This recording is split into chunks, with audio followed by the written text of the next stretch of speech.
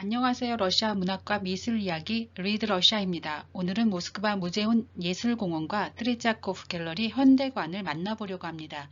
끝까지 함께 해주시고요. 구독, 좋아요 꼭 눌러주세요. 열린 하늘 아래서 예술 작품도 감상하고 강바람도 쐬고 싶을 때 찾아갈 수 있는 곳은 모스크바 강변 쪽에 위치한 예술공원입니다. 러시아에서 가장 큰 조각공원으로 약 800여 점의 조각 작품들이 전시되어 있죠. 무제온 공원에는 칼 막스, 레닌, 스탈린, 고리키 등을 비롯해서 1930년대에서 50년대 지도자들의 동상도 전시되어 있습니다. 또한 사회주의 노동 영웅들의 흉상과 사회주의 리얼리즘 시대의 동상들도 늘어서 있습니다. 이 동상은 어머니의 작가 막심 고리키의 동상입니다. 공원의 조각상들은 가로수길과 잔디 위에 세워져 있죠. 가까이 가서 사진 촬영을 하거나 만지는 것이 허용되기에 편하게 관람할 수 있습니다. 길 건너편에는 여러 놀이기구가 있는 고리키 공원이 위치해 있는데 두 공원은 2015년에 합쳐집니다. 그래서 무제온 예술공원은 고리키 공원의 중요한 일부가 되었습니다. 이 공원의 강변 쪽 길을 따라서는 화가들의 그림들이 전시 판매되는 야외 매장들이 즐비하게 늘어서 있습니다. 그리고 트레자코프 갤러리의 현대관이 위치해 있는 곳이기도 합니다. 트레자코프 갤러리 현대관은 건축가 유리 세베르다예프와 니콜라이 스코얀의 설계로 건축되었습니다. 첫 전시회 개관은 1986년에 이루어집니다. 이 현대관에서는 20세기와 21세기 러시아 예술 경향들의 작품들이 전시되어 있습니다. 러시아 아방가르드 예술, 사회주의 리얼리즘 작품들, 언더그라운드와 최신 경향의 작품들을 만나볼 수 있죠. 2018년 기준으로 20세기와 21세기 예술작품 약 5,000점 이상을 보유하고 있다고 합니다. 특히 까즈미르 말레비치, 바실리 칸딘스키, 마르크 샤갈, 파벨 필로노프, 류보 포포바 등의 1900년에서 1920년대 러시아 아방가르드 예술을 대표하는 많은 작품들을 감상할 수 있습니다.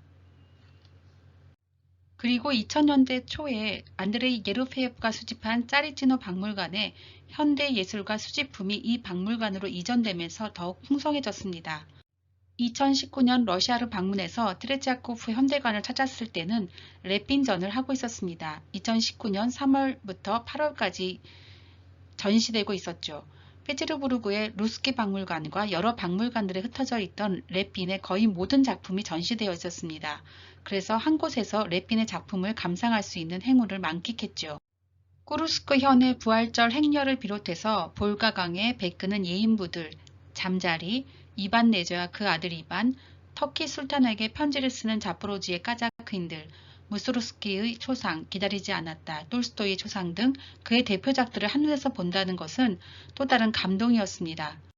그런데 트레체코프 갤러리 현대관에서 열린 랩빈전에서 눈에 띄게 강조된 그림은 바로 딸 베라를 그린 잠자리였습니다. 전시장 옆 상점들에서도 복사본들이 판매되고 있었습니다. 또한 퍼즐, 에코 가방 등 여러 파생 상품들로 변화되어 관광객들에게 주머니를 열게 하고 있었죠. 랩빈의 수많은 대작들 가운데 왜 이 작품인가 하는 생각이 들지 않을 수 없었습니다. 일리아 랩빈은 우크라이나의 하리코프주 작은 도시 추구예프의 군인 가정에서 태어났습니다. 랩빈의 아버지는 군인이었음에도 불구하고 랩빈이 그림을 그리겠다고 하자 아주 어린 시절부터 백방으로 그를 도와주었다고 하죠. 처음에는 그 지방 화가로부터 초상화를 배웠습니다. 랩빈은 추구예프에서 유명해지자 고향을 떠나 상트페테르부르크 미술학교에 입학하였죠. 그 후 예술 아카데미에 들어가서 평생 스승인 이반 크람스코이를 만나게 됩니다. 1870년대 초에 랩빈은 볼가강의 베끄는 예인부들로 모두에게 이름을 날리며 유명세를 탔습니다. 그 후 랩빈은 작가, 화가, 혁명가, 까자크인들, 역사적 사건의 참가자들을 그렸습니다. 이 과정에서 초상화는 그의 예술 세계에 특별한 위치를 차지하게 됩니다. 랩빈은 푸시킨, 톨스토이, 뚜르게네프, 멘델레예프, 무소르스키 등 유명인들 뿐만 아니라 가족들도 섬세하게 그려냈죠. 이 그림은 경작지의 톨스토이를 그린 것입니다. 그 중에서도 가장 유명한 것이 딸 베라의 초상화 잠자리인 것 같습니다. 랩빈은 페테르부르크에서 멀지 않은 여름별장에서 1884년 이 작품을 그렸습니다. 베라는 그 당시 12살이었죠. 베라는 아름다운 목소리를 가지고 있었고 그 당시 어느 소녀들처럼 극장 무대에 서고 싶어 했다고 합니다. 하지만 아버지를 닮아서 미술에 재능이 있었죠. 베라는 몇몇 사립극장에서 공연하였지만 그렇게 인기를 끌지는 못했다고 해요. 그 후 아버지와 함께 핀란드에서 살게 되었습니다. 잠자리에 묘사된 베라는 아직 다가오지 않은 진짜 삶을 기다리고 있는 듯한 소녀의 모습입니다.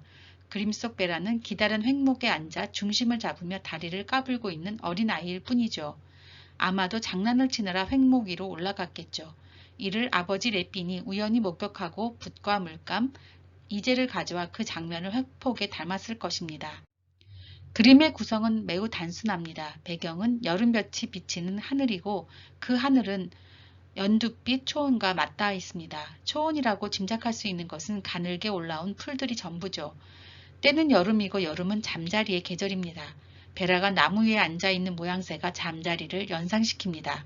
날다가 잠깐 쉬러 나뭇가지에 앉아 마치 세상을 음미하는 것 같은 잠자리를 닮았습니다.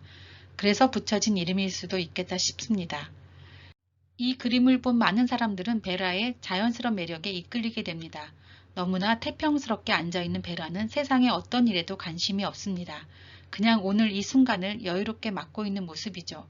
소심한 아이라면 남자아이들도 꺼려할 꽤 높은 횡목에 앉아 긴 양말이 조금 내려간 것도 신경 쓰지 않고 구두가 벗겨질지도 모른다는 염려도 없이 오른 다리를 흔들고 있습니다.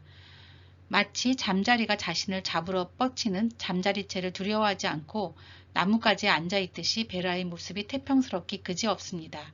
베라의 성격을 엿볼 수 있는 장면입니다. 아버지 레삐는 딸의 모습을 아래에서 위로 쳐다보는 듯이 그려서 딸 베라가 더 확대되어 보입니다. 베라의 옷과 모자가 같은 톤으로 조화를 이루고 있습니다. 레핀의 베라 초상화는 다른 초상화들과는 그 색감이나 붓질, 이미지 해석 등에서 많이 다릅니다. 인상주의적인 느낌까지 들죠. 그래서 보는 사람들에게 무심한 듯 하지만 따뜻하고 깊은 인상을 남깁니다. 그것이 딸 가진 아버지의 부정인가 봅니다. 오늘은 모스크바 무제온 예술공원과 트레자코프 갤러리, 현대관을 만나보았습니다. 러시아 문학과 미술 이야기 리드 러시아였습니다. 끝까지 함께 해주셔서 감사하고요. 구독, 좋아요 꼭 눌러주세요. 다음 시간에 또 만나요.